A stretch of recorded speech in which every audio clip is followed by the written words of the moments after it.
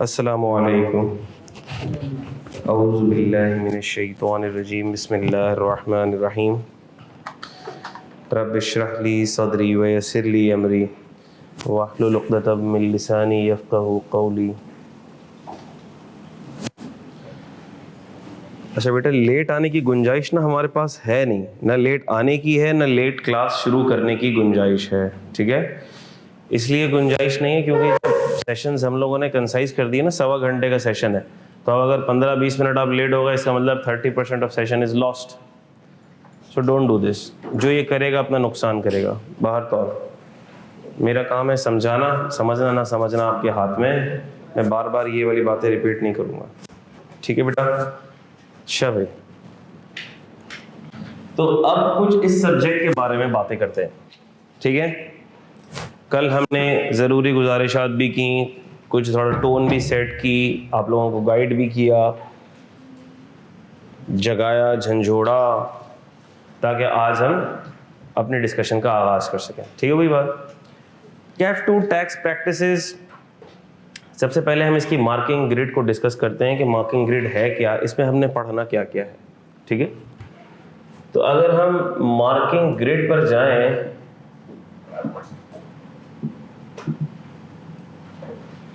तो इसमें एक पोर्शन है इनकम टैक्स, दूसरा पोर्शन है सेल्स टैक्स, तीसरा पोर्शन है systems of taxation and constitutional provisions, ठीक है।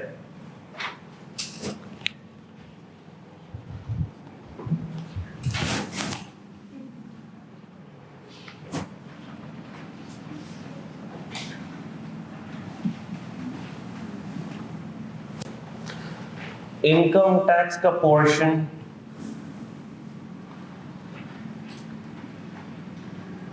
60 to 65 मार्क्स का होता है। सेल्स टैक्स का पोर्शन 25 से 30 मार्क्स का, और ethics, systems of taxation, constitutional provisions, ये 8 to 10 मार्क्स। थोड़ा बहुत 1-2 मार्क ऊपर नीचे हो सकता है, हो गए हों। जो किताब में लिखा हुआ है ये वही है, हो सकता है 1-2 मार्क ऊपर नीचे हो गए हों।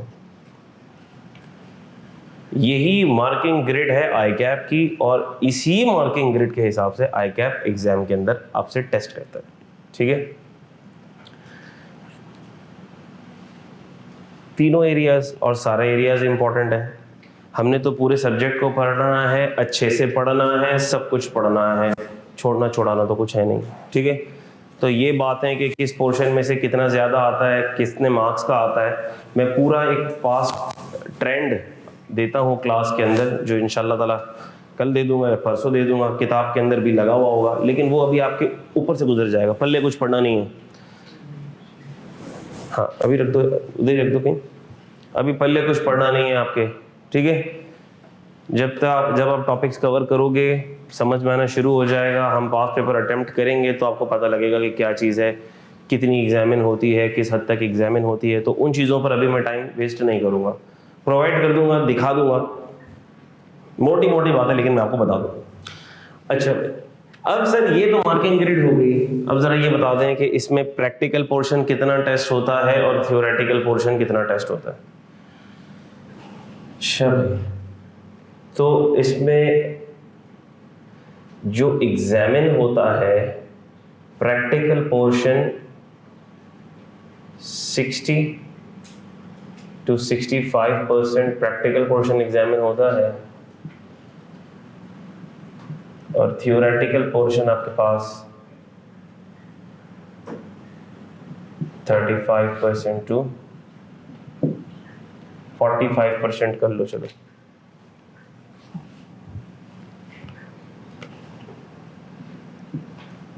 ये मैंने आपको एक अंदाज़ा बता दिया, वो मैं ट्रेंड भी आपको दे दूंगा, जिसमें मैंने हर अटेम्प्ट वाइज इसको कैलकुलेट किया हुआ है। लेकिन आपके लिए मेन बात ये जो मैंने लिख दी बस।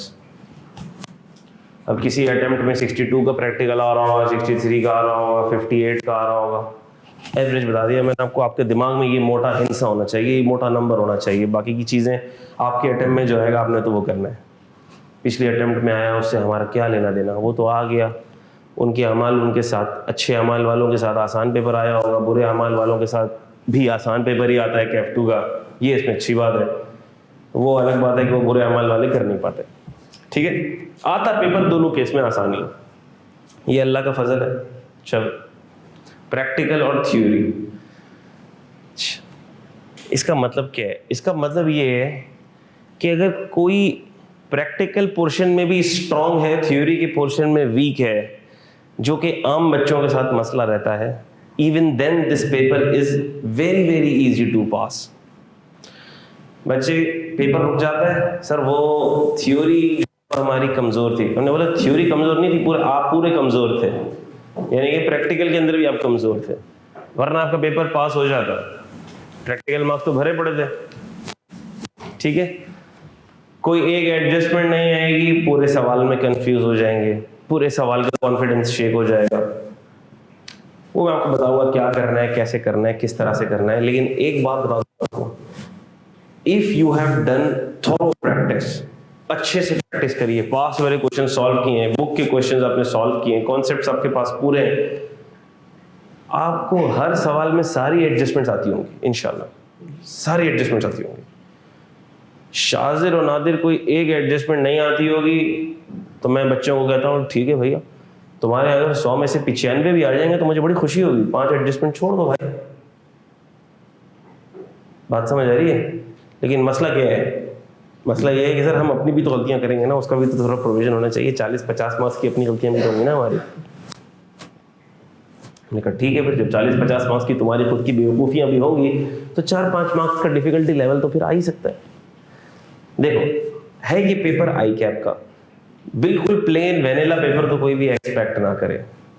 आप जब पास पेपर देखेंगे आपको पता लग जाएगा कि आई कैप कदर चीजों को ट्विस्ट करता है, कितनी चीजें आसान देता है, सब कुछ पता लग जाएगा आपको।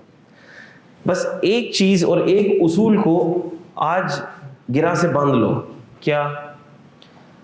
सब पढ़ना है, अच्छे से पढ़ना है, जैसे सर बता रहे हैं वैसे पढ़ना है, पेपर पास है इंशाल्लाह। बात समझ आ रही है? जितने सवालों की प्रैक्टिस सर कह रहे हैं वो करनी है, सवालात रजिस्टर में होने चाहिए, जो बोर्ड पर हो रहे हैं वो भी होने चाहिए, जो होमवर्क दे रहा हूँ वो भी होने चाहिए, जिसके सोल्यूशन दे रहा हूँ वो भी होने चाहिए, सब होने चाहिए। और अगर तुमने सब कर लिए ना तो 100 में से 100 ही आ जाएंगे इंशाल्लाह, ठीक है। एरर ऑफ मार्जिन छोड़ देते हैं, आपने सब करना है, आपने सब करना है। एक प्रोफेशनल स्टूडेंट सब चीजें कवर करेगा, चाहे वो थ्योरी हो वो भी कवर करेगा, प्रैक्टिकल हो भी कवर करेगा। मैंने कभी किसी सब्जेक्ट को इस नजरिए से नहीं पढ़ा कि मैं ये छोड़ दूं, मैं ये छोड़ दूं, मैं ये छोड़ दूं, मैं ये छोड़ दूं, कभी नहीं। टीचर ने पढ़ा दिया, मुझे समझ आना चाहिए। टीचर ने पढ़ा दिया, मुझे क्यों नहीं समझ आया, मैं टीचर से जाके पूछूंगा। हर चीज कवर करनी है, नो सिलेक्टिव स्टडीज। मैंने आपको मिसाल दी है ना, you are going to be chartered accountants, और चार्टर्ड अकाउंटेंट सिलेक्टिव स्टडी नहीं कर सकता। बाहर तौर कहने का मकसद मेरा ये था, हाँ प्रैक्टिकल के ऊपर ग्रिप अच्छी हो तो पेपर निकल जाता है, लेकिन इसकी जितनी भी प्रैक्टिकल एस्पेक्ट्स भी सारे के सारे कॉन्सेप्ट से लिंक्ड हैं। तो जो प्रैक्टिकल एस्पेक्ट्स कॉन्सेप्ट से लिंक्ड है ना, वो तो आपको समझ आएंगे तो ही प्रैक्टिकल होगा। तो वो तो उस पर तो सब चैंपियन हो जाते हैं कि सर हाँ सर कोई मसला ही नहीं। लेकिन कुछ थ्योरी ऐसी है जो सिर्फ थ्योरी में ही आती है, जो सवालात पूछे जाते हैं। मिसाल के तौर पर रिटर्न कौन कौन फाइल करेगा, कितने दिन में फाइल करना है, अपील कितने दिन में फाइल होगी, अपील के साथ क्या डॉक्यूमेंट्स अटैच होंगे, किन ग्राउंड्स पर अपील डिसमिस हो जाती है। अब ये ऐसी चीज़ें जो आपको याद ही करनी है ना। एथिक्स क्या हैं, टैक्स पेयर के एथिक्स क्या हैं, अच्छे सिस्टम ऑफ टैक्सेशन के पिलर्स क्या हैं, टैक्स एडमिनिस्ट्रेशन के पिलर्स क्या हैं, कॉन्स्टिट्यूशनल प्रोविजन में प्रोविंसेस को कौन सा रेवेन्यू मिलेगा, फेडरल को कौन सा रेवेन्यू मिलेगा। अब ये क्या चीज़ें हैं, you have to learn these thing यार। मतलब मैं इसमें क्या ही कितना भी पढ़ा लूँगा तुम लोगों को, इसमें तुमको याद ही करनी होंगी हेडिंग्स। बात समझ आ रही है? मिसाल के तौर पर कायदे आज़म के 14 पॉइंट्स अब याद ही करने ना, कुछ भी बोला हमने आगे पीछे ऊपर नीचे वो याद ही करने, ऐसा है कि नहीं है? तो ये थ्योरी तो याद ही करनी है। अब सर वो याद नहीं हो रही थ्योरी, भैया मैं क्या करूँ, याद नहीं हो रही तो यार क्या करूँ मैं? हाँ, दवाई दूं कोई? याद नहीं हो रही सर, याद नहीं हो रही, रिटेन नहीं रह रही है, क्या करें? कोई नुस्खा बता दें। अच्छा, मैं जो नुस्खा बताऊंगा उस पर अमल होगा नहीं, नुस्खा पूछ रहे हो मुझसे, अमल करोगे नहीं तुम लोग। और मैं नुस्खा ऐसा बताता हूँ, उसके बाद सर ठीक है सर हम कर लेंगे। मैं कहता हूँ जो चीज़ याद नहीं हो रही 3 दफ़ा देख के लिख लो उसको, सिंपल, ये नुस्खा है। जो चीज़ भी याद नहीं हो रही है ना, 3 दफ़ा देख के लिख लो उसको। पहले समझो, सबसे पहला लेक्चर मिस कर देंगे, लेक्चर मिस कर देंगे, वो देखेंगे नहीं, क्योंकि थ्योरी है ना, थ्योरी को देख के क्या करेंगे सर, वो तो नींद आती है, आपको देख के हम क्या करेंगे, हम बोर हो रहे थे तो नींद आती है, तो ये तो हम खुद ही कर लेंगे। तो पहले आपने देखा नहीं लेक्चर, देख लेते तो कुछ दिमाग में इसका कॉन्सेप्ट बैठ जाता, कुछ चीज़ें मेरी एग्जाम्पल्स दी हुई याद आ जाती, जो हमने जोक मारा होता वही याद रह जाता आपको, वो आपने वीडियो देखी नहीं, पहली बात। दूसरी बात, अब आप उसको खुद से पढ़ रहे हो, अच्छा खुद से पढ़ भी रहे हो तो पता नहीं कैसे याद कर रहे हो। तो आपने अगर एक दफ़ा कॉन्सेप्चुअल वीडियो देख ली, उसको 2-3 दफ़ा रीड किया और दो दफ़ा नहीं याद हो रहा, कोई मुश्किल चीज़ है, 2 दफ़ा देख के लिख लिया आपने, उसको आजमा लेना, आप 2 दफ़ा देख के लिख लो उसको, आपको याद हो जाएगा। लेकिन इतनी मेहनत कौन करे? खैर जी, ये बातें आपको समझ आ गई हैं। इस पे इससे रिलेटेड कोई सवाल? पेपर के अंदर इसी तरह से एग्जामिनर पूछ रहा है, देखो एग्जामिनर कितना अच्छा बच्चा बन गया, जो ग्रिड दी है उसी के हिसाब से पूछता है, जो कॉन्सेप्ट सिलेबस में है वही पूछता है, ज़्यादा आगे पीछे डेविएट करता नहीं है। कितनी बड़ी नेमत है ये। पहले आईकैप का एग्जामिनर कुछ भी पूछ लेता था भाई, कोई किताब नहीं थी, मार्किंग ग्रेड कोई फॉलो शॉलो नहीं होती थी। मार्किंग ग्रेड में लिखा हुआ है इससे 10 मार्क्स का टॉपिक एग्जामिन होगा, 25 मार्क्स का सवाल आ गया, ये होता था पहले। किताब आईकैप की थी नहीं, रेफरेंस बुक कितनी रेफरेंस बुक है? 5 किताबों के नाम लिख दिए, अरे भाई इसमें से किसमें से पढ़ना है पता नहीं। अब आईकैप की स्टडी टेक्स्ट आ गई है, आईकैप का क्वेश्चन बैंक आ गया है, कितनी बड़ी नेमत है। पढ़ेंगे हमारी किताब से, लेकिन कम से कम हमें ये पता है what is the course outline. अब अगर आईकैप की किताब में कोई चीज़ मुश्किल लिखी हुई है और हमने अपनी किताब में उसको आसान कर दिया, तो जाहिर सी बात है ठीक है, इतना मुश्किल तुम नहीं याद कर सकते। लॉ की एक्चुअल वर्डिंग्स नहीं, ये आसान याद नहीं होता तो वो क्या याद होगा इतना मुश्किल, ये तो होता नहीं याद, ठीक है। तो जाहिर सी बात है कि उसको हमने सीक्वेंस चेंज कर दी, सेक्शंस को आसान कर दिया, एग्जाम्पल्स डाल दी और आसान कर दी चीज़ें, प्रैक्टिस को मजीद बढ़ा दिया, क्वेश्चंस बढ़ा दिए, यही चीज़ है ना, और क्या है। आईकैप की स्टडी टेक्स्ट होनी चाहिए नहीं होनी चाहिए? कल एक बच्चे ने सवाल किया, आईकैप की स्टडी टेक्स्ट आप में से हर एक के पास होनी चाहिए है। मैं नहीं कह रहा हार्ड कॉपी लो, सॉफ्ट में है तो भी काफ़ी, सॉफ्ट में है तो भी काफ़ी। सॉफ्ट में सबके पास होती है, पोर्टल पर आ जाती है, डाउनलोड हो जाती है, मैं ग्रुप में भी शेयर कर देता हूँ। बात समझ आ रही है? वजह उसकी ये है कि कोर्स आउटलाइन आईकैप की किताब, आर यू गेटिंग दिस? अगर कोई चीज मेरी बुक में नहीं है, आईकैप की बुक में है, वो एग्जामिन हो सकती है, सिंपल। कोर्स आउटलाइन क्या है? आईकैप की बुक है, वो आईकैप की book is the course outline. अब अगर कोई ये बोलता है नहीं आईकैप की बुक को तो साइड कर दो, फेंक दो, तबाह कर दो, बर्बाद कर दो, देखने की जरूरत नहीं है, आंखें बंद कर लो, आंखें चुनिया जाएंगी, खराब हो जाएंगी, इसके बाद सब किताबों को देख सकते हो आप, कोई टेंशन की बात नहीं है। मैं आपको बताऊंगा क्या चीज़ उसमें गलत लिखी हुई, क्या चीज़ सही लिखी हुई। बहुत सारी गलतियां उसके अंदर, सवालों के अंदर भी गलतियां हैं, ट्रीटमेंट्स के अंदर भी कुछ गलतियां हैं, लेकिन ये तो अच्छी बात है ना। आपको अगर पता है क्या चीज़ ठीक है और आपको ये दूसरी चीज़ देख के पता लग रहा है कि हाँ ये चीज़ गलत है, so is this something good और समथिंग बैड?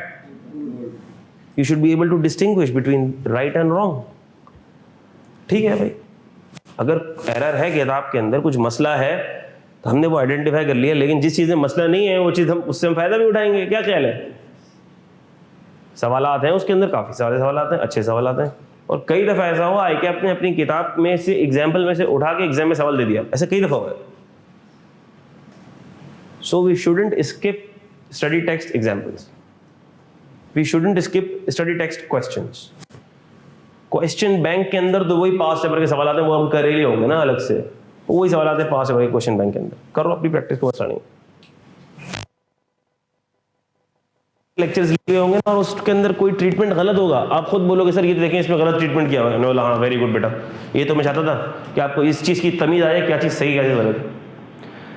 अब कभी आप आई कैप का सोल्यूशन भी देखोगे तो आपको पता लग जाएगा कि ट्रीटमेंट गलत हुआ है। क्यों गलत हुआ है? ये तो लॉ पुराना है, ये तो लॉ ही पुराना है, ये सही नहीं है। सर ने बोला है भाई ये कैपिटल एसेट के डिस्पोजल के ऊपर 1 ईयर वाली जो एग्जेम्पशन थी 25% वाली, अब वो खत्म हो गई है, आई कैप के सोल्यूशन में हुआ है। आपको पता है वो एग्जेम्पशन नहीं लगेगी अब क्योंकि वो एग्जेम्पशन खत्म हो गई है, तो आप बोलोगे यार ये तो गलत हुआ ट्रीटमेंट। ठीक है, you should be able to distinguish it यार, पढ़ने का फायदा क्या फिर? Are you getting this? So study text का होना कोई गुनाह नहीं है, अच्छी चीज है। मेरी किताब के अंदर स्टडी टेक्स्ट की एग्जांपल्स मैंने डाली हुई हैं पेज नंबर के रेफरेंस के साथ, वो हम क्लास में भी करेंगे। और कुछ क्वेश्चंस ऐसे भी होंगे, मैं आपको ये कहूंगा कि ये क्वेश्चन आपका होमवर्क है, इसे आप करो और इसका सोल्यूशन स्टडी टेक्स्ट से रेफर कर लो, ये प्रैक्टिस क्वेश्चन है आपका। So you should be having ICAP study text. No matter in your cell phone, no matter at your laptop or at your PC, or even you can have the hard copy version if you wish. लेकिन latest study text भी होनी चाहिए है। ना खरीदो, पैसे बचाने ना खरीदो, ऑनलाइन हो काफी। सवालात मेरी बुक में होंगे, सवाल सॉल्व करो, सोल्यूशन कभी देख लो मोबाइल के अंदर। Is this clear? और हम पढ़ेंगे हमारी किताब से जो कि आ जाएगी इंशाल्लाह ताला, जल्द मिल जाएगी आप लोगों को इंशाल्लाह। ठीक हो गई ये बात है, ये बात हो गई। तो इससे रिलेटेड किसी का कोई सवाल?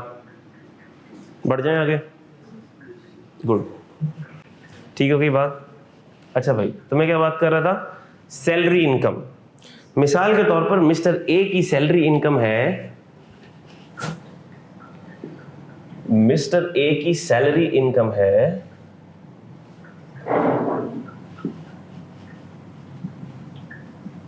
18 लाख रुपए। यहीं पे थोड़ा सा मैं पॉज लेता हूँ, स्टॉप हो जाता हूँ। मैं कुछ बातें आपको ऐसी बताऊंगा, हो सकता है आप कहें कि सर आपने क्या हमें बिल्कुल ही बच्चा समझ लिया, क्या आपने हमें बिल्कुल ही गया गुजरा समझ लिया, क्या आप ये बात भी हमें बताएंगे? तो हम बताऊंगा। और आपको नहीं पता कि बच्चे क्या क्या हरकतें करते हैं पेपर के अंदर और किस किस तरह की मिस्टेक्स आती हैं सामने, तो मैं कुछ भी अच्छी उम्मीद नहीं रखता हूँ। अगर मैं बिल्कुल ही बेसिक सी बात बताऊँ तो भी आपने उसको सुन लेना है, बर्दाश्त कर लेना है, ठीक है? सबसे पहली बात जो बहुत बेसिक है लेकिन मैं बताना ज़रूरी समझता हूँ, जब भी कोई बंदा अपनी रजिस्टर पर सवाल करेगा, नंबर लिखेगा और उसने बीच में कॉमे नहीं लगाए, मैं बहुत माइंड करता हूँ इस बात को, ठीक है? अगर किसी ने 18 लाख रुपए लिखा और 18 और 5 जीरो लिख दिए और उसमें कॉमे नहीं लगे हुए, मुझे बहुत तकलीफ होती है, मैं बहुत माइंड करता हूँ।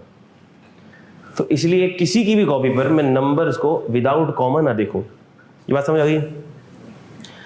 क्या हमें कॉमे लगाने का उसूल पता है? आखिरी से 3 डिजिट के बाद कॉमा लगता है, ठीक हो गई बात? 18 लाख इसको पढ़ा जाता है 1.8 million. These 6 zeros represent million, 1.8 million, 18 lakh. वो जैसे मुझे 18 लाख रुपए बोलेगा ना, मैं ये 1.8 मिलियन ऐसे लिख दूंगा। बात समझ आ गई? 1 करोड़ 80 लाख रुपए लिखना है, कैसे लिखूंगा? 18 मिलियन, ये है 1 crore 80 lakh. Are you getting this? 1 crore 80 lakh को अंग्रेजी में कहते हैं 18 मिलियन। अगर कभी मैंने बोला 1 करोड़ 80 लाख लिखो जरा, अब सब परेशान हो गए, 1 करोड़ 80 लाख में जीरो कितने आते हैं? कोई बात नहीं, हो जाओ परेशान। लेकिन अगर मैंने बोला 18 मिलियन तो परेशान नहीं होने चाहिए। और उर्दू भी आनी चाहिए ना, हमारी मादरी जुबान है ना, आम जुबान में बोलचाल में करोड़ लाख इस्तेमाल करते हैं ना हम। तो ये है 1 करोड़ 80 लाख, ये 18 करोड़ नहीं है। आप में से कुछ नादान ऐसे होंगे जो इसको 18 करोड़ भी बोल देंगे, देने की बारी आएगी तो नहीं देंगे। दिस इज 18 मिलियन, और 18 मिलियन कहते हैं 1 करोड़ 80 लाख रुपए। बात समझ आती? 10 मिलियन इज 1 करोड़।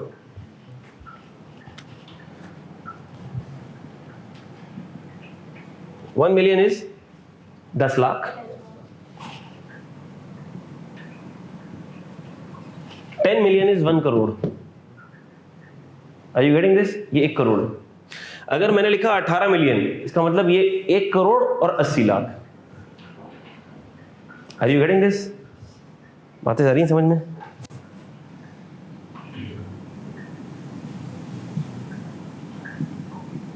ये क्या है?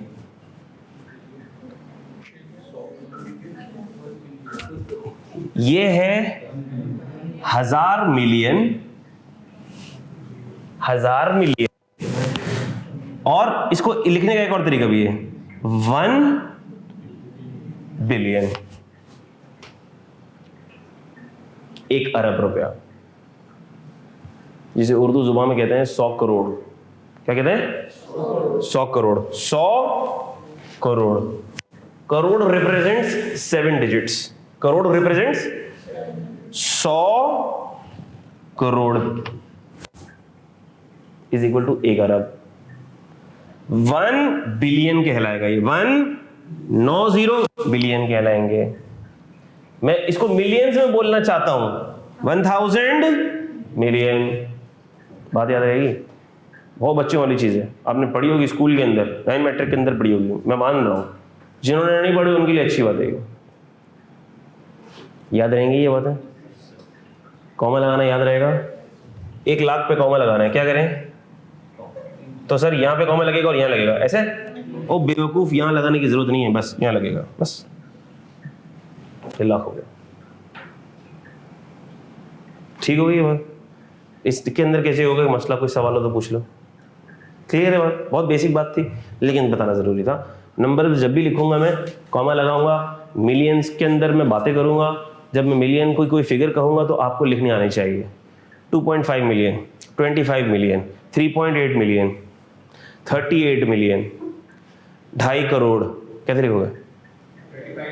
25 million, 25 crore, 250 million, very good, 250 million. Are you getting this? Are we on the same page? Good. तो इसकी सैलरी इनकम है 18 लाख रुपए की। हमने कहा सर इसकी सैलरी का टैक्स निकालना है।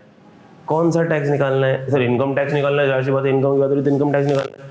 हमने कहा अब वो इनकम टैक्स कैसे लगेगा? इनकम टैक्स की परसेंटेज अप्लाई करनी पड़ेगी। किस पर? इस इनकम पर। वो परसेंटेज हम देखेंगे, टेंशन नहीं लेनी है, टैक्स रेट्स आपको मिल जाएंगे। लेकिन इस इनकम पर डायरेक्टली क्या अप्लाई हो रही होगी? एक परसेंटेज अप्लाई हो रही होगी, इनकम टैक्स परसेंटेज अप्लाई हो रही होगी, इनकम टैक्स का रेट अप्लाई हो रहा होगा। डायरेक्टली इसके ऊपर क्या अप्लाई हो रही होगी? एक परसेंटेज अप्लाई हो रही होगी और इसका टैक्स निकल रहा होगा। मिसाल ले रहा हूं मैं, सैलरी इनकम है 18 लाख। आपको इस पर टैक्स अप्लाई कैसे होगा वो मैं सिखाऊंगा, मैं सिर्फ एक मिसाल दे रहा हूं। आपने रेट चेक किया और इस पर रेट अप्लाई हो रहा है, मिसाल दे रहा हूं मैं 10% का, तो इनकम टैक्स कितना निकला?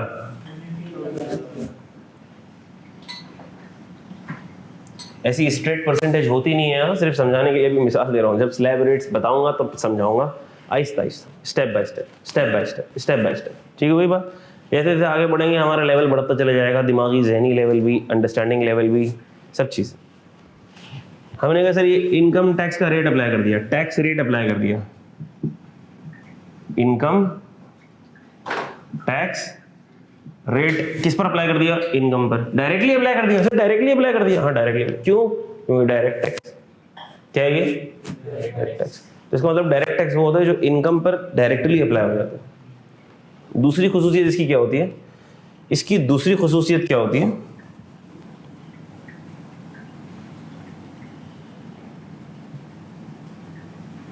Burden of tax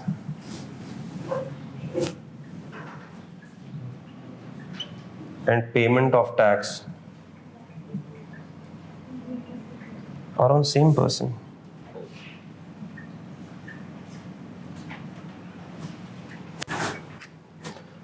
Burden of tax इसका मतलब क्या है? इस टैक्स का बोझ। क्या टैक्स एक बोझ है? टैक्स का अगर तुम अंग्रेजी जुबान में डिक्शनरी के अंदर मीनिंग देखोगे तो कहीं आपको इसका मतलब मिलेगा बर्डन। टैक्स के लिटरल मीनिंग्स डिक्शनरी में देखोगे तो आएंगे बर्डन, इसका मतलब टैक्स एक बोझ है। कैसे बोझ है? जेब भरी हुई माल से, पैसों की गड्डी है, जेब भारी है, टैक्स निकाल दिया, जेब तो हल्की हो गई। बोझ कैसे? गलत है सर, ये बोझ तो नहीं है ये। हमने कहा सर जब माल जाता है तो दिल पे तो बोझ होता है ना, दिल पे तो बोझ होता है। ये तो चलो खैर ऐसी मजाक की बात थी। But tax is a burden on disposable income. Disposable income किसको कहते हैं? डिस्पोजेबल इनकम उसको कहते हैं कि जो बची कुची इनकम आपके अखराजात के लिए अवेलेबल है। इस बंदे ने 18 लाख रुपए कमाए, लेकिन क्या ये 18 लाख रुपए खर्च कर सकता है? नहीं। क्यों? 180 का तो टैक्स निकल गया, इसको देना ही देना है, हुकूमत को देना है। ये टैक्स है क्या सर? ये टैक्स हुकूमत का रेवेन्यू है। ये क्या है? हुकूमत का।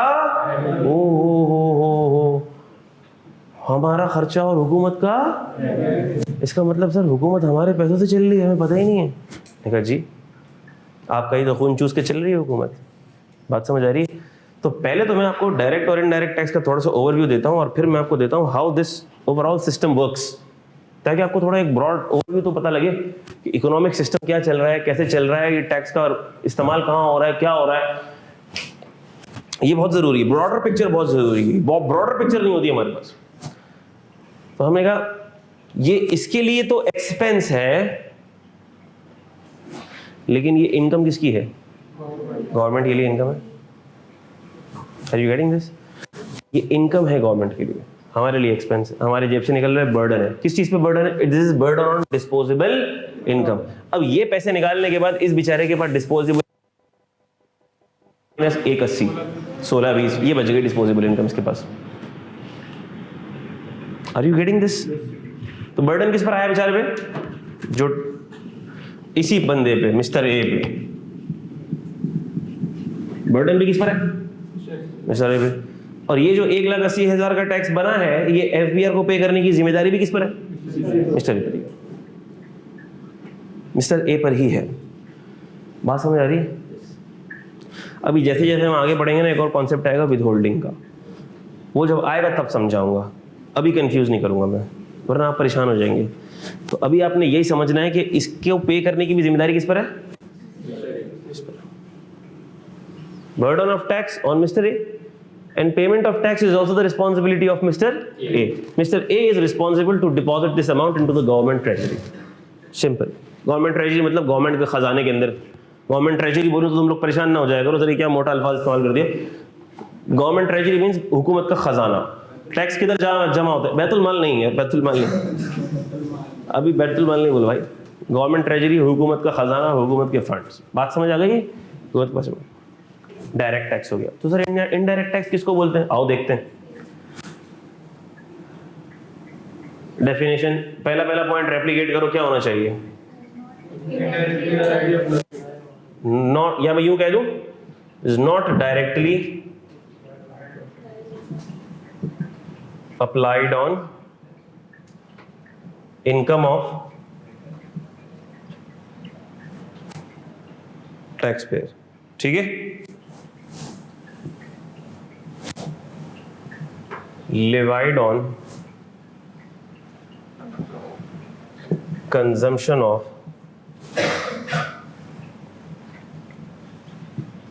goods and services। और तीसरा पॉइंट यही रेप्लिकेट करो जरा, क्या करोगे? Good. Burden of tax and payment of tax और नॉट ऑन। एक और बात भी लिख लो इसकी,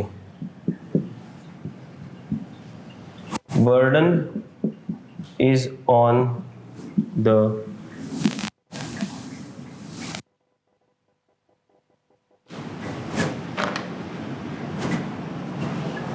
आसान बात है, मुश्किल नहीं, बिल्कुल सिंपल चलेंगे, आहिस्ता आहिस्ता एब्जॉर्ब करेंगे। टैक्स के अंदर एक इशू ये होता है कि बहुत सी चीज़ों से लिंक्ड होती हैं, लेकिन अब अगर मैं आपको सारी चीज़ें मोटी मोटी बताना शुरू कर दूंगा ना, तो आप परेशान हो जाओगे, सर ये हम कहाँ आ गए, किस दुनिया में आ गए। नहीं, आप लोगों को अभी उतनी विंडो दिखानी है जितनी आपकी समझ है। पढ़ना आपने सब है। बच्चे क्या करते हैं, थोड़े से परेशान हो जाते हैं, किधर का यूट्यूब पे लेक्चर देखा, कहीं किधर का देखा, सर ये बात भी तो है इसमें, सर ये बात भी तो है इसमें, सर ये बात भी तो है इसमें। बातें तो इतनी है कि तुम्हारे तो सारे बाल उड़ जाएंगे, बातें तो इतनी है, लेकिन जैसे जैसे तुम्हारा लेवल बढ़ेगा वो सारी बातें तुमको समझानी है। I can not make information overload on your heads. Are you getting this? You have to digest, you have to absorb. और आपको कैफ 2 का पेपर अगर पास करना है तो आपको सब कुछ पढ़ना ही है, सब कुछ आ ही जाना है। अगर आपको कुछ मैं नहीं बताऊंगा so you won't be able to attempt the paper, and if at the end of the day you are able to solve ICAPS paper successfully, 100% paper, it means you are 100% equipped. But I cannot equip you on day one. I cannot. आपको समझ नहीं आएंगी। अभी मैं अगर इधर withholding को घुसा दूंगा ना तो ये भी नहीं समझ आता। विदहोल्डिंग का कॉन्सेप्ट है, आएगा अभी, आहिस्ता आहिस्ता आएगा। जी मेरा बच्चा,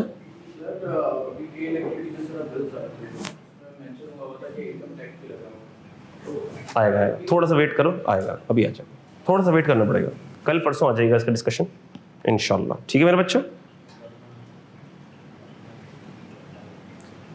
उसी की मैंने बात करी, विदहोल्डिंग और एडवांस टैक्स की। ठीक है, ये बातें समझ आ गई। अब इसके ऊपर आ जाऊं, मैं बात शुरू करूं। सेल्स टैक्स, सर ये कैसा टैक्स है? हमने कहा सर ये इनकम पे डायरेक्टली अप्लाई नहीं होता, ये अप्लाई होता है, ये लेवाई होता है। लेवाई मतलब अप्लाई होना, उस पर लगना। ठीक, ये किस पर लेवाई होता है सर? किस पर लेवी होता है ये? On consumption of goods and services.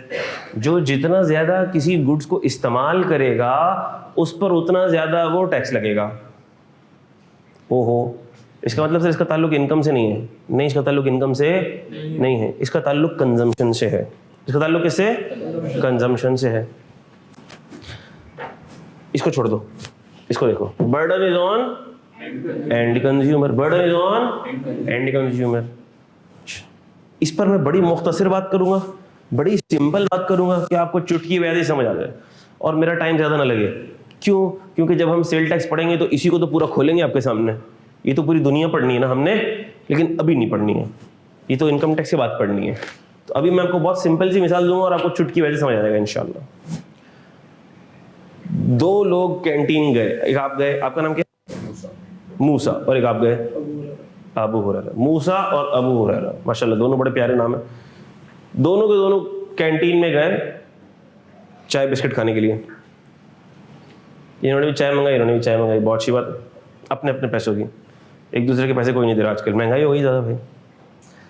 इन्होंने बिस्किट लिया, एक प्रिंस का बिस्किट। मैं बोला यार मुझे प्रिंस का बिस्किट ज़्यादा अच्छा लगता है, मैं 2 खाऊंगा। ये तू खा 2, अपने अपने पैसे देने। इसने 1 बिस्किट लिया, इसने 2 बिस्किट लिए। क्या प्रिंस के बिस्किट के ऊपर सेल्स टैक्स लगा हुआ होता है? आपने देखा है कभी? लगा हुआ होता है। ठीक है, मिसाल ले रहा हूं मैं।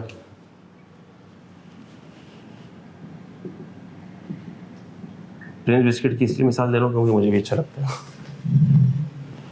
अच्छा, और एक वीटेबल खाता हूँ मैं काफ़ी।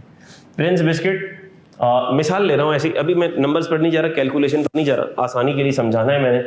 मिसाल ले रहा हूँ मैं, 40% इसकी प्राइस है और 10 रुपीज़ इसमें, 40 रुपीज़ इसकी प्राइस है और 10 रुपीज़ का क्या है इसमें? Sales tax. ये रिटेल प्राइस है और ये इसका सेल्स टैक्स है। इसका मतलब कि कैंटीन वाला आपसे कितने ले रहा है एक बिस्किट के? 50 रुपये ले रहा है।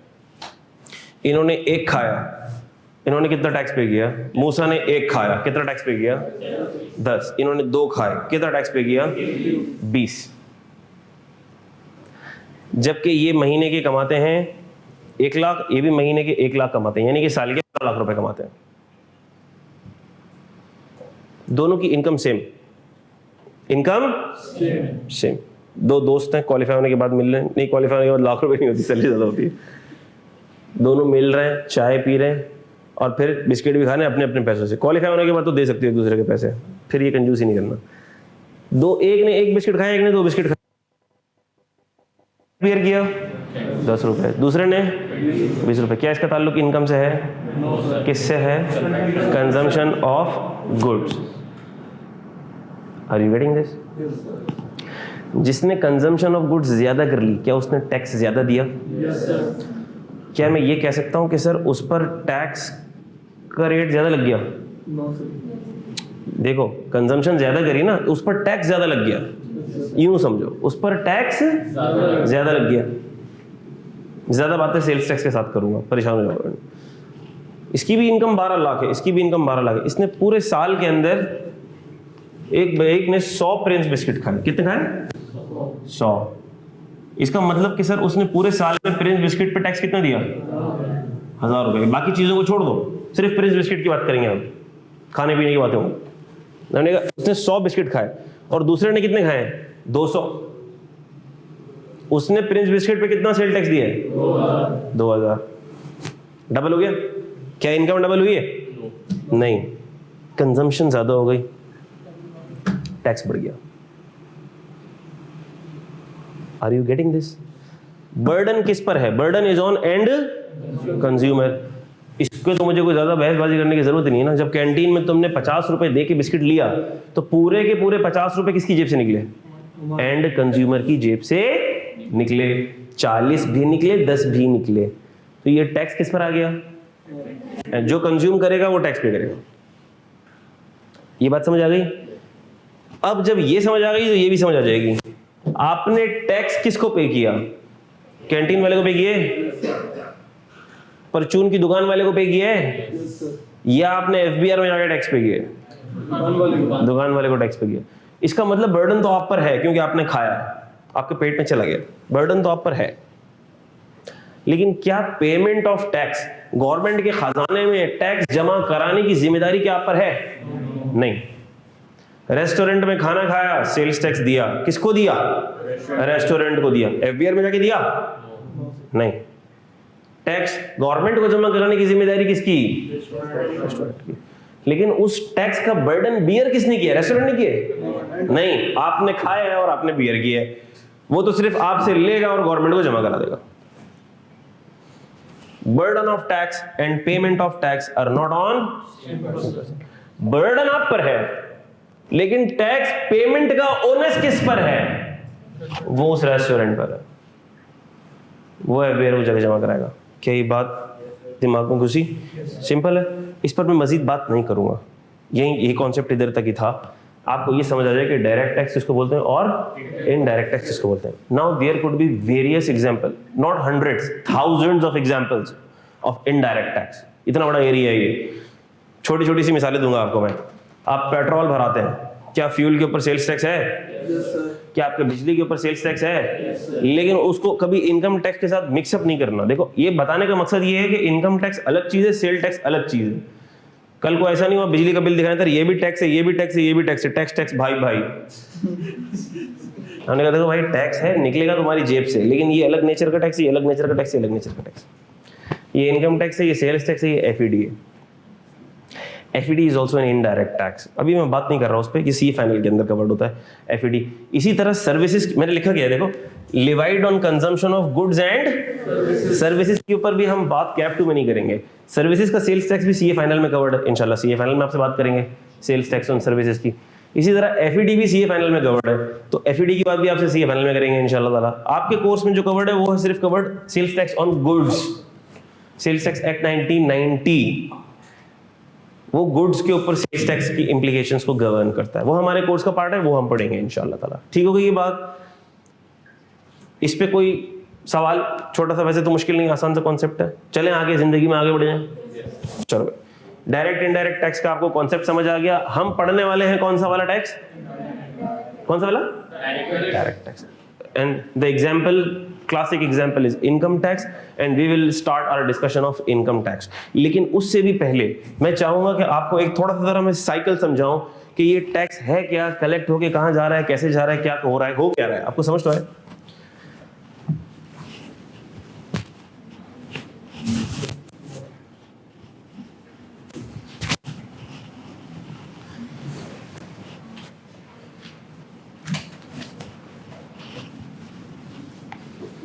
अच्छा मेरे दोस्तों, तो मैंने आपको एक बात बताई जो कि बड़ी इंपॉर्टेंट थी। वो क्या?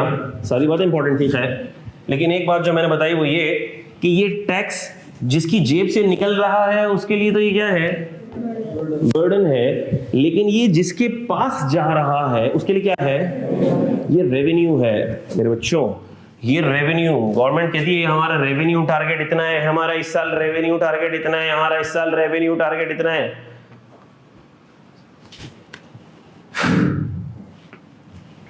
चल, मुल्क कैसे चलेगा?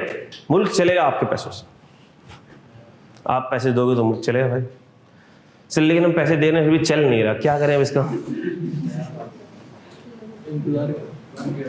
क्योंकि सारे लोग हमारे जैसे बैठे हुए हैं, अल्लाह माफ करे, ठीक है। जैसे लोग वैसे हुक्मरान आएंगे, ठीक है। हम में से हर बंदा अपने अपने एरिया के अंदर, अल्लाह माफ करे, डंडी मारता है, करप्ट, 2 नंबर है। स्टूडेंट भी वालिदैन से पैसे लेके पढ़ नहीं रहे, तफरियाँ कर रहे हैं, हरामखोरी कर रहे हैं। भाई पढ़ लो यार, मेहनत कर लो, वालिदैन इतना पैसा लगा रहे हैं, पढ़ लो। नहीं, तो ये आपने भी तो एक तरह की चोरी की, आपने भी तो ट्रस्ट डेफिसिट किया अपने वालिदैन का। तुम कौन से नेक हो? बात समझ आ रही है? झूठ बोलना, टोपियाँ कराना, हर कोई कर रहा है। सिग्नल बंद है, सिग्नल तोड़ के जाना, उल्टी सीधी गाड़ी लगाना, किसी को भी तकलीफ हो रही है, ये कौन कर रहा है? हम और आप तो कर रहे हैं। मिलावट करना, दूध लेने के लिए जाओ, पानी मिला हुआ दूध के अंदर, कौन मिला रहा है पानी? ये हुक्मरान मिला रहे हैं, वजीर आजम मिला रहा है, आप मिला रहे हैं। घटिया सड़क बनाना, कौन बना रहा है? ये वजीर आजम घटिया सड़क बना रहा है, कॉन्ट्रैक्टर बना रहा है। वो कौन है? मेरे आपके जैसा आदमी। टैक्स ऑफिस में रिश्वत ले रहा है, कौन ले रहा है? मेरे आपके जैसा कोई आदमी। तो बेसिकली ये पूरा मुल्क अगर खराब चल रहा है, इसका मतलब हम सब खराब चल रहा है। हम क्या करेंगे? जैसे ही कोई बात होगी सियासत की, इसको गाली देने लग जाएंगे, उसको गाली देने लग जाएंगे। कोई किसी पार्टी को गाली देगा, कोई किसी पार्टी को गाली देगा। भैया मसला ये है कि आपने कभी अपने गिरबान में झांक के नहीं देखा। सारी उल्टी हरकतें, सारी खुराफात, सारे गुनाह के काम आप कर रहे हो। इखलाक आपके पास नहीं है, इबादत में आप ज़ीरो हो, मामलात में आप ज़ीरो हो, मिलावट आप कर रहे हो, धोखा आप दे रहे हो, बेहयाई बेगैरती आप कर रहे हो, और आपको चाहिए अच्छे हुक्मरान। सूद आप ले रहे हो। थोड़ी देखें यूके देखें कहाँ पहुँच गया, इंडिया देखें कहाँ पहुँच गया, ये देखें तो ये वाला कंट्री देखें कहाँ से कहाँ पहुँच गया। भाई वो पहुँचेगा, लेकिन अल्लाह पाक ने हमें ये कहा है, आप मुसलमान अगर हैं तो अगर आपने अल्लाह के अहकामात से रूह गर्दानी की तो पिटाई आपकी होगी। अंग्रेज सूद लेगा, उसकी पिटाई नहीं होगी। मुसलमान सूद लेगा, उसकी पिटाई होगी। बात समझ आ रही है?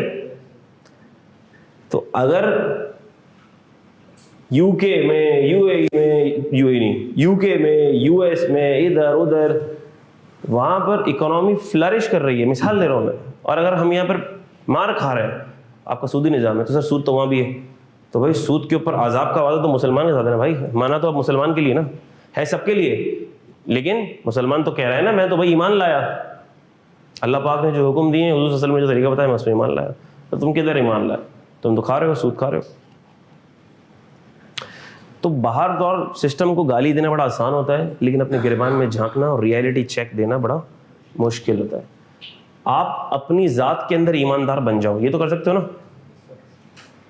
आपसे आपकी जो रिस्पॉन्सिबिलिटीज़ हैं, 11:15 तक क्लास है ना भाई, उससे पहले मुझे नहीं तुम्हें इशारे करना। अपनी जिम्मेदारियां निभाने वाले आप बन जाओ। आप सच बोलो, आप पंक्चुअल हो जाओ, आपकी जो जिम्मेदारी है वो आप करो, झूठ नहीं बोलो, टाइम बर्बाद मत करो, ट्रैफिक सिग्नल्स की पाबंदी करो, अपने वालिदैन की खिदमत करो। आप अच्छे बन जाओ, सब अच्छा हो जाएगा। आप ईमानदार बन जाओ।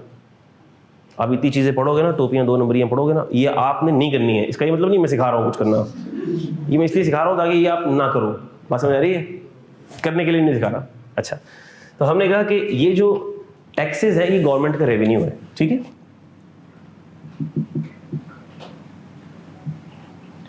और ये जो सब्जेक्ट है टैक्स का, ये टैक्स का सब्जेक्ट सिर्फ आईकैप का पेपर पास करने के लिए इंपॉर्टेंट नहीं है। This subject holds fiscal importance. This subject holds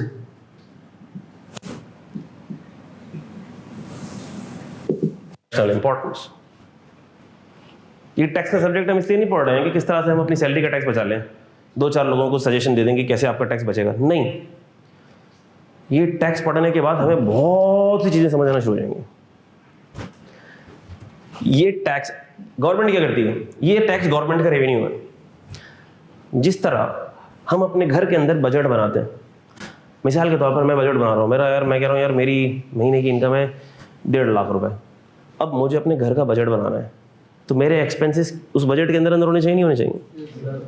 मेरे साल की इनकम मिसाल के तौर पर 24 लाख रुपए है, तो अब मैं अपने जो घर का बजट बनाऊंगा, सिंपल, मैं बिल्कुल देसी बात कर रहा हूँ, टेक्निकल बात नहीं करूँगा, घर का बजट बनाऊंगा, 24 लाख रुपए मेरी एनुअल इनकम है, मिसाल दे रहा हूँ मैं घर का बजट बनाऊंगा। मैं क्या चाहूँगा कि मेरा जो बजट है, मेरे जो इखराजात हैं वो मेरी बाउंड्रीज के, उर्दू में आपने मुहावरा सुना होगा ना, अपनी चादर से ज़्यादा पाँव मत फैलाओ।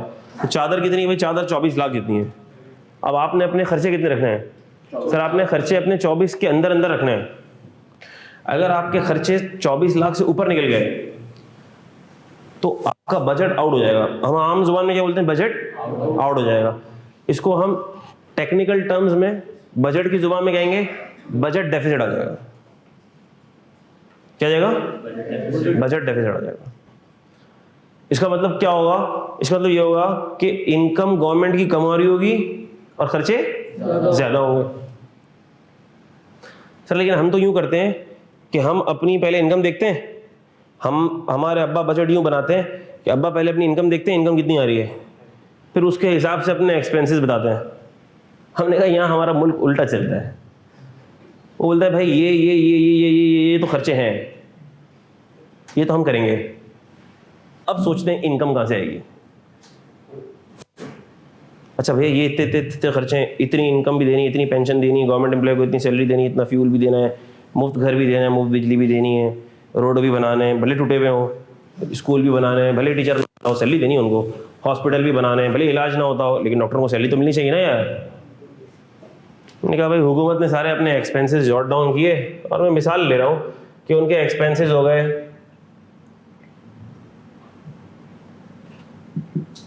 1000 ट्रिलियन के हो गए। मिसाल ले रहा हूँ मैं, कोई भी फिगर ले लें, कौन सा हमारी जेब से जा रहे हैं पैसे। 1000 ट्रिलियन के एक्सपेंस हो गए, सही है भाई। अब हुकूमत ने कहा आओ जरा देखते हैं यार इनकम कितनी आएगी। अच्छा इनकम कहाँ से आएगी? है ना हमारे लोग, है ना, गवर्नमेंट है, रेवेन्यू कहाँ से आएगा? और नॉन टैक्स रेवेन्यू भी आएगा। टैक्स रेवेन्यू भी आएगा, नॉन टैक्स रेवेन्यू भी आएगा। टैक्स रेवेन्यू में क्या भी आ जाता है? डायरेक्ट टैक्सेस भी आ जाते हैं और इनडायरेक्ट टैक्सेस भी आ जाते हैं। मेजर सोर्स डायरेक्ट टैक्सेस में इनकम टैक्स होता है और इनडायरेक्ट टैक्सेस के अंदर sales tax, FED, sales tax on services, और भी टैक्सेस होते हैं, कैपिटल वैल्यू टैक्स हो गया, प्रॉपर्टी टैक्स हो गया, अला बला फला। वो इतनी बड़ी क्वांटम नहीं होती, छोटी क्वांटम होती है, वो भी टैक्स रेवेन्यू के अंदर ही आ जाता है। सही हो गई बात? फिर नॉन टैक्स रेवेन्यू। सर ये नॉन टैक्स रेवेन्यू क्या होता है? ये भी क्या हुकूमत का रेवेन्यू है? जी ये भी हुकूमत का रेवेन्यू है। सर ये क्या होता है, कैसे मिलता है? बहुत सिंपल सी बात, 1-2 मिसालें दूंगा, तुम समझ जाओगे, चैंपियन लोग तो हो तुम। मिसाल के तौर पर अभी 5G का लाइसेंस मिलेगा, किसी कंपनी को तो मिलेगा। 4G आ चुका है ना, 5G तो आएगा ना भाई। क्या ये बातें हमें पता है? और am I in the different universe? पता है ना बात है। ये 3G जो 4G जो चलाते हो यार, ऐसे बैठे हो तुम लोग, तो 4G का लाइसेंस तो है ना टेलीकॉम कंपनी के पास। अभी मिसाल के तौर पर 1 साल बाद 5G आ गया, तो हुकूमत 5G के लाइसेंस का ऑक्शन करेगी, तो कोई कंपनी उसकी पैसे देगी हुकूमत को, तो क्या पैसे अर्निंग हो जाएगी हुकूमत की? बिल्कुल हो जाएगी। नॉन टैक्स रेवेन्यू है। मिसाल के तौर पर कोई कंपनी आती है, वो कहती है भाई हम खड्डा खोदेंगे, उसमें से तेल निकलेगा। हम बोले आओ, हमारा तो सबने निकाला, तुम भी निकालो। हमने उसको अलाउ कर दिया, उसने ड्रिलिंग करी और वाकई में तेल निकल गया। ठीक है, अब गवर्नमेंट को क्या मिलेंगे? पैसे मिलेंगे। वैसे थोड़ी होगा हमारी जमीन से तेल निकले तुम सारा लेके चले जाओगे। नहीं भाई, हमारे क्या ये टैक्स रेवेन्यू है? नॉन टैक्स रेवेन्यू भाई, नॉन टैक्स रेवेन्यू। सिंपल सी बात है, बात समझ आ रही है? इसी तरह से मिसाल के तौर पर आप कराची से बाहर जाते हो, टूल प्लाजा पे आपको रोक लेता है, टूल टैक्स लेता है, आपसे नहीं लेता। किसको जा रहे हैं पैसे? हुकूमत को जा रहे हैं। क्या ये tax revenue? Non tax revenue है। मतलब ठीक है, हुकूमत के पार्क्स बने हुए हैं, गवर्नमेंट के पार्क्स हैं, पब्लिक प्लेसेस हैं, वहाँ पर टिकट लगा दिया, पैसे आ रहे हैं, किधर जा रहे हैं? Are you getting this? तो हुकूमत के और भी बहुत सारे एवेन्यूज हैं जहाँ से ये इनकम अर्न होगी। टैक्स रेवेन्यू में आ जाएगा ना मेरा बच्चा। हाँ, मतलब मोटरवे पर जा रहे हो, ये बेसिकली आपने इस्तेमाल तो कर लिया ये, लेकिन ये सेल्स टैक्स के मद में नहीं आता। मिसाल के ये यूं है, ये मिसाल के तौर पर यूं है, तुम टूल टैक्स पास करो, फिर वापस आ जाओ, फिर जाओ, फिर वापस आ जाओ, फिर जाओ, फिर वापस आ जाओ, तुमसे बार बार लेता रहेगा वो। तुम बोलोगे मैं तो अभी दूसरे शहर गया ही नहीं, मैं तो ऐसे ही खेल रहा था। बोलेगा आप खेल रहे थे लेकिन हमारे पैसे दे दो आप। एक तरह का नॉन टैक्स रेवेन्यू हो गया। ठीक होगी बात? तो ये बातें समझ आ गई आपको? मिसाल के तौर पर ये पूरा एस्टिमेट बनाया, लगाया, और हमने कहा भाई अब हमारा non tax revenue, tax revenue, non tax revenue सब कुछ मिला जुलू के हमारे बन रहे हैं 800 ट्रिलियन। 200 का डेफिसिट आ गया।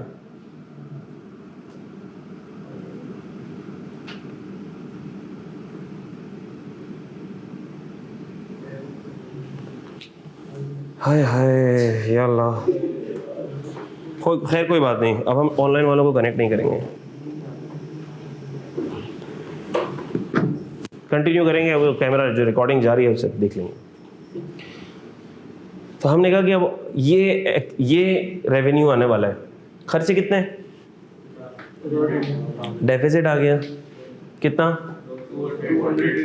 हमने कहा सर बजट डेफिसिट आ गया,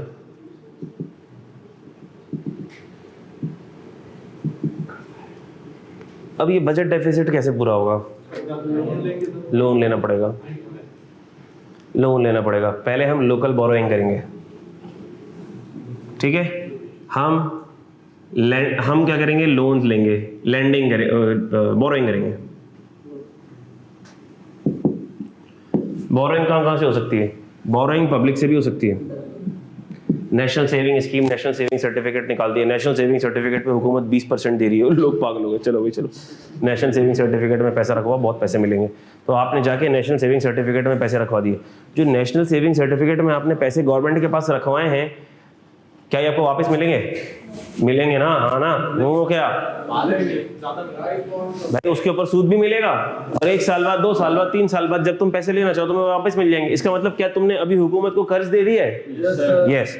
तुमको सूद मिल रहा है, तुमने हुकूमत को कर्ज दे दिया, तुमको पता भी नहीं चला और तुमने हुकूमत को बोरोइंग कर दी। Are you getting this?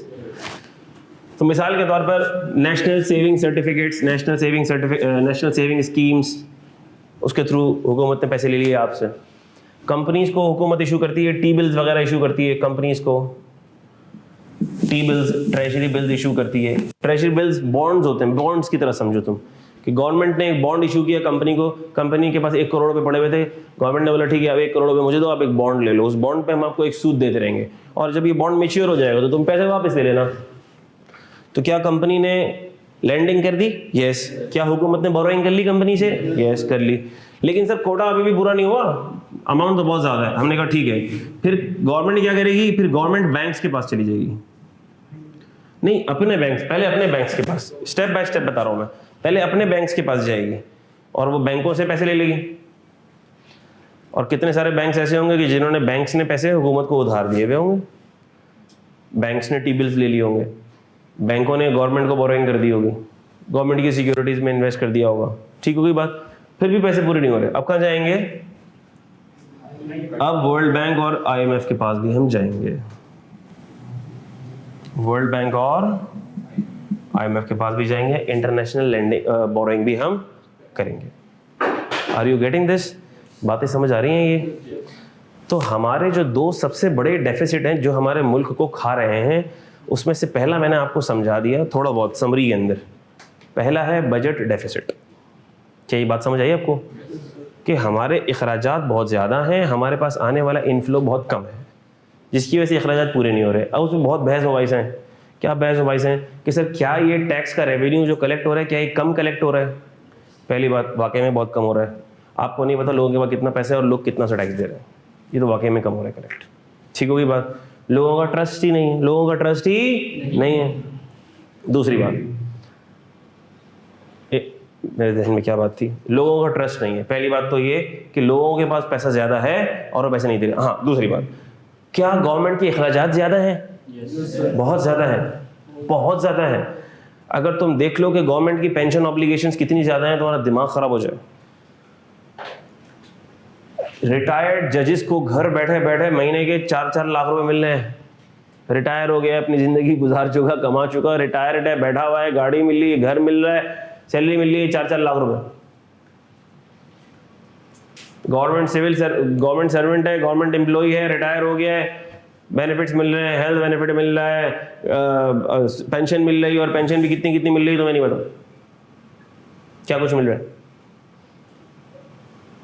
तो सर बंद कर देते हैं। कौन बंद करेगा? सर यही हुकूमत के लोग। हुकूमत के लोग अपनी ही चीज कैसे बंद कर देंगे? वो अपने ही फायदे के ऊपर कुल्हाड़ी क्यों चलाएंगे? ये तो ऐसे हो गया, वो आप उनको बोलोगे यार आप जो ये बेनिफिट ले रहे हो ना, ये आप बंद कर दो। लेकिन अच्छा चलो भाई, काम से काम रखो, हमें तो, हम कल को हम भी तो रिटायर होंगे। आज अगर हमने ये रिटायर होने वालों के फंड बंद कर दिए तो कल को हम भी क्या होंगे? Are you getting this? अभी ये जो चिल्ला चिल्ली हो रही है, इनको फ्री पेट्रोल मिल रहा है, उनको फ्री ये मिल रहा है, उनको फ्री वो मिल रहा है भाई, खून चूस रहे हैं, ये सालों से चूस रहे हैं। हुकूमत भी, बाकी सारे इदारे भी चूस रहे हैं खून, तभी तो खोखला कर दिया मुल्क को। बात समझ आ रही है? इखराजात यहाँ पर है, आसमान पर। जी बेटा। हाँ मैं बताऊंगा, मैं पहले पूरी बात करूँ। अभी तो मैंने एक बजट डेफिसिट बताया है ना, दूसरा डेफिसिट तो आने तो पहले करंट अकाउंट डेफिसिट, ठीक है? ये मैंने बताया भी आपको बजट डेफिसिट के बारे में। ये budget deficit has to do something with the taxes and shortfall of taxes and excessive expenses as well, ठीक है? ये हो गया बजट डेफिसिट। तो जो दो मशहूर डेफिसिट हमारी इकोनॉमी को खा रहे हैं, महंगाई बढ़ रही है, डॉलर कहाँ से कहाँ जा रहा है, दूसरा डेफिसिट कहलाता है करंट अकाउंट डेफिसिट। क्या कहलाता है?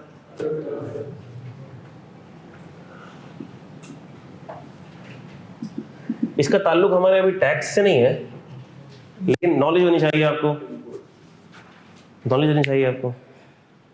करंट अकाउंट डेफिसिट, ये क्या डेफिसिट है? ये बहुत खतरनाक डेफिसिट है, बहुत खतरनाक डेफिसिट है। ये क्या डेफिसिट है सर? अब मसला ये है कि जब ये मुशर्रफ की हुकूमत थी, जब ये अफगानिस्तान के मसले मसाइल चल रहे थे, वॉर अगेंस्ट टेरर चल रही थी, तो यूएस की फंडिंग आ रही थी तबीयत से, टाइट वाली, डॉलर ही डॉलर आ रहे थे, पैसा ही पैसा। आफिया सिद्दीकी को भी बेच दिया पैसा, बम मार दिए मुसलमान भाइयों पे, पैसा पैसा ही पैसा गिर रहा है, डॉलर ही डॉलर गिर रहे हैं। तो जब डॉलर गिर रहे थे तब तो पता नहीं लगा ना, पैसों की बारिश हो रही थी। लेकिन जैसे ही अब ये चीज़ ख़त्म हुई, अब डॉलर आसमान से गिरना बंद हो गया भाई।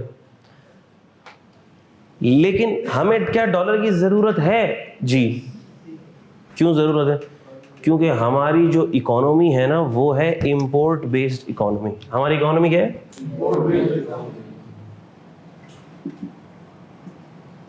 Import based economy. जैसे जैसे हमारी इकोनॉमी के अंदर ग्रोथ आना शुरू होती है, जीडीपी बढ़ रहा है, जीडीपी बढ़ रहा है, हमें बड़ी खुशी हो रही है, बड़ी खुशी हो रही है, जीडीपी बढ़ रहा है, वाह सर इकोनॉमी तो ग्रो कर रही है, बूम आ रहा है, बूम आ रहा है इकोनॉमी के अंदर। बूम तो आ रहा है, लेकिन जैसे ये बूम आ रहा है ना, आपकी इकोनॉमी में जैसे ये बूम आएगा ना, ये हीटअप हो जाएगी इकोनॉमी। ये हीटअप क्यों हो जाएगी? ये इकोनॉमी इसलिए हीटअप हो जाएगी क्योंकि आपकी इकोनॉमी है इंपोर्ट बेस्ड इकोनॉमी। ये ऐसा ही है, आपने देगची के ऊपर दूध रखा गर्म करने के लिए, उबालने के लिए, ये ख़वातीन ज़्यादा रिलेट कर पाए शायद इस एग्जाम्पल को। देगची पे आपने दूध रखा, अब आप उस दूध को पका रहे हैं, उबाल रहे हैं, शीर खुरमा बनाने के लिए उबाल रहे हैं, मुंह तक भरी हुई है। मिसाल ले रहा हूँ, ऐसी छोटी समझाने के लिए ले रहा हूँ मिसाल। अब वो उबलेगा कैसे? हल्का सा उबलेगा तो बाहर गिर जाएगा। तो हमने कहा सर जैसे ही, अच्छी बात है, उबलना चाहिए, उबलना चाहिए सर, उबलेगा तो दूध बनेगा, तो खीर बनेगी, तो शीर खुरमा बनेगा, उबलना चाहिए सर। दूध को काटेंगे, गाढ़ा करेंगे तो टेस्ट आएगा। अच्छा भाई, टेस्ट आने के चक्कर में जैसे ही दूध गर्म हो रहा है, ये बाहर स्पिल हो जाएगा ये। अब क्या करें? ऐसा क्यों हो रहा है? ऐसा इसलिए हो रहा है क्योंकि आपके पास मैन्युफैक्चरिंग इंडस्ट्रीज ही नहीं है, आपके पास अपनी कोई प्रोडक्ट्स ही नहीं है, आप बिजनेस कर रहे हो सारा इंपोर्टेड प्रोडक्ट्स के ऊपर। गाड़ियां बन रही हैं ना सर हमारी, अभी गाड़ियां बन रही हैं, सारी इंपोर्ट हो रही है, सारे पार्ट्स इंपोर्ट हो रहे हैं। जब आप दूसरे कंट्री से माल इंपोर्ट करोगे यू नीड डॉलर्स। आपकी करेंसी है पीकेआर, वो आपकी करेंसी लेने के लिए तैयार नहीं है। आपको चाहिए डॉलर, क्योंकि आप इंटरनेशनल ट्रेड कर रहे हो। International trade is denominated in dollars. You don't have dollars. आप डॉलर थोड़ी छापते हो, आप डॉलर थोड़ी बनाते हो, आपको डॉलर चाहिए। डॉलर तो है नहीं, तो जब आपको डॉलर चाहिए और डॉलर नहीं है, क्या डॉलर की डिमांड बढ़ गई? जब डॉलर की डिमांड बढ़ गई तो ये डिमांड सप्लाई का रूल है कि जिस चीज की डिमांड बढ़ जाती है वो महंगी हो जाती है। अब मिसाल ले रहा हूं मैं, आपको सेलफोन चाहिए, बहुत सेलफोन चाहिए आपको। भाई सेलफोन इधर बनते नहीं है ना, अब बनना फिर शुरू हो तो सेलफोन यहाँ नहीं बनते। तुमको आईफोन चाहिए, आईफोन कहां से आएगा? आईफोन बाहर से आएगा। आईफोन के लिए तुम्हें डॉलर देने पड़ेंगे, मुल्क के पास डॉलर नहीं है। मैं क्या करूं सर, मेरे पास तो पैसा है ना। अब भाई तेरे पास तो पैसा है, लेकिन उस पीकेआर से नहीं आता फोन। तू अगर मंगाएगा तो मुल्क को डॉलर देने पड़ेंगे, मुल्क के पास डॉलर नहीं है। तुम्हारे पास तो पैसे वालों के पास पीकेआर बहुत है, पैसा बहुत है, लेकिन वो पीकेआर से कोई चीज नहीं आएगी। आएगी किससे? डॉलर से। डॉलर मुल्क के पास नहीं है। जब डॉलर मुल्क के पास नहीं है तो मुल्क में डॉलर की हो गई शॉर्टफॉल। शॉर्टफॉल हो गई, डॉलर के रेट क्या हो गए? बढ़ गए। अब हमारी जितनी ऑब्लिगेशन भी डॉलर में थी वो सारी क्या हो गई? बढ़ गई। Are you getting this? Dollar का शॉर्टफॉल हो गया। अभी शॉर्टफॉल कैसे खत्म हो? एक्सपोर्ट्स बढ़ाओ। इंपोर्ट कर रहे हो, आपकी इंडस्ट्री होनी चाहिए कि आप ऐसी प्रोडक्ट बनाओ जो एक्सपोर्ट हो। डॉलर आ भी रहा हो, जा भी रहा हो, टेंशन नहीं है। नॉक ऑफ हो गया, नॉक ऑफ नहीं हो पा रहा। आपको हर चीज आज इंपोर्टेड खानी है। आपको चॉकलेट स्प्रेड इंपोर्टेड खाना है, इम्तियाज में चले जाओ, कुत्ते बिल्ली के food, cat food, dog food imported. यहां पे लोगों के खाने के पैसे नहीं है और कैट फूड डॉग फूड बिक रहा है। बताओ यार, वो भी इंपोर्ट हो रहा है। Are you getting this? अब ये इंपोर्ट किस में होगा? डॉलर में। डॉलर की डिमांड बढ़ गई, डॉलर की डिमांड बढ़ गई। जैसे डॉलर की डिमांड बढ़ गई, डॉलर महंगा हो गया। आसान लफ्जों में, आर यू गेटिंग दिस? तो तरीका क्या है सर? या तो एक्सपोर्ट्स बढ़ाएं, एक्सपोर्ट्स बढ़ेंगी, डॉलर आएगा जाएगा, मसला नहीं होगा हमें। लेकिन उतनी एक्सपोर्ट्स हमारी बढ़ ही नहीं पा रही हैं। गैस महंगी, बिजली महंगी, टेक्सटाइल की एक्सपोर्ट्स देखो कहां पहुंच गई, कितनी डाउन हो गई। महंगा हो गया ना प्रोडक्ट। अब यकीन करो, मेरा तो दिमाग घूम गया। क्लाइंट के साथ में बैठा हुआ था, उन्होंने बांग्लादेश की टेक्सटाइल एक्सपोर्ट्स बताई, मेरा तो दिमाग घूम गया। मतलब Pakistan is nowhere near Bangladesh की टेक्सटाइल एक्सपोर्ट्स। आज जाके सर्च कर लेना पाकिस्तान की कितनी और बांग्लादेश की कितनी है, तुमको दौरे आने शुरू हो जाएंगे। हमारे पास डॉलर नहीं आ रहा, वी आर नॉट कॉम्पिटिटिव। और क्या तरीका है सर? रेमिटेंसेस। जो ओवरसीज पाकिस्तानी है ना, वो वहां से कमा के डॉलर भेजें, वो भी नहीं भेज रहे। लोग छोड़ छोड़ के जा रहे हैं। हुकूमत बोल रही है हाँ अच्छा जाओ जाओ जाओ, वहां से डॉलर भेजना, प्लीज याद से भेजना डॉलर। बात समझ आ रही? Current account deficit. अभी बेटा, अभी बाहर बच्चे खड़े हुए वेट कर रहे हैं, तो तुम्हारा सवाल हम कल ले लेंगे, ठीक है? लेकिन मैंने आपको थोड़ा सा जरा समझाने की कोशिश की और इकोनॉमी को रिलेट करने की कोशिश की है that how this entire system is working and what is the role of taxes. ये टैक्सेस अगर पूरे नहीं कलेक्ट होंगे, सही से नहीं कलेक्ट होंगे या सही से यूटिलाइज नहीं होंगे, इसी टैक्सेस से आपकी फिजिकल डेवलपमेंट भी होगी। स्कूल भी बनाएगी गवर्नमेंट। गवर्नमेंट के एक्सपेंसेस खाली यही नहीं है, सैलरी पेंशन वेंशन यही नहीं है। उन एक्सपेंसेस के अंदर ये भी आता है कि वो आपके लिए सड़कें बनाएं टूटी फूटी, अच्छे अच्छे स्कूल्स बनाएं जिनमें टीचर्स ना हो, जिनमें चरसी मवाली बैठ के चर्स पी रहे हो, ऐसे हॉस्पिटल्स बनाएं जिसके अंदर गरीब का इलाज भी सिफारिश के बगैर ना हो पाए, और अगर हो भी तो ऐसा हो कि वो जल्द अल्लाह को प्यारा हो जाए। तो बाहर तो और हुकूमत ऐसा नहीं कि कुछ नहीं सोच रही है, सोच रही है कुछ ना कुछ आपके लिए, ठीक है ना? इनका सबसे बड़ा मसला एक सब्सिडी का आता है। ये जो मजेदार है वो नहीं जनरेट कर पाते जो सब्सिडी दे। अब बहुत सी जगहों के ऊपर गवर्नमेंट जाहिर सी बात है फंडिंग कर रही है, सब्सिडी दे रही है, और गवर्नमेंट के पास खुद पैसा नहीं है। मिसाल ले रहा हूँ मैं छोटी सी, पहले फ्यूल के ऊपर भी सब्सिडी मिल रही थी ना हमें, पहले फ्यूल पे मिल रही थी सब्सिडी, अब वो खत्म कर दी, पैसे ही नहीं उनके पास। इस वक्त हुकूमत बिल्कुल हो गई बेकारी। नो पैसा, नथिंग, कुछ भी नहीं। बहुत सी चीज़ों पर सब्सिडी हुकूमत दे रही होगी, क्योंकि अगर हर जगह से खींच ली तो फिर समझ रहे हो, जिधर जिधर से कम करती जा रही है, होती जा रही है भाई। इलेक्ट्रिसिटी के ऊपर सब्सिडी थी, कितनी खत्म हो गई ना, देखो तो उसे क्या हाल पहुंचा दिया, कहां पहुंचा दी बिजली। बात समझ आ रही है दोस्तों? तो आई होप कि आपको ये चीजें समझ आ पा रही हैं। एम आई राइट और एम आई राइट? अच्छा ठीक है, तो इंशाल्लाह ताला बेटा कल कंटिन्यू करेंगे हम, और कल हम मजीद आगे बढ़ेंगे और हम देखेंगे कि इनकम टैक्स में इनकम के मानी क्या हैं और किस चीज़ को हम इनकम कहते हैं, और टैक्स के मानी क्या हैं और हम किस चीज़ को टैक्स कहते हैं। तो कल बड़ा इंपॉर्टेंट डिस्कशन आएगा इंशाल्लाह ताला। जो बातें आज हमने की हैं उसको थोड़ा सा ज़रा रिकैप कर लेना, और कल इंशाल्लाह आप लोगों से मुलाकात होती है। डॉट 10 बजे क्लास नहीं होगी शुरू, 1 मिनट पहले हो जाएगी, तो तुम लोग पहले आना, ठीक है? थैंक यू, अल्लाह हाफिज़।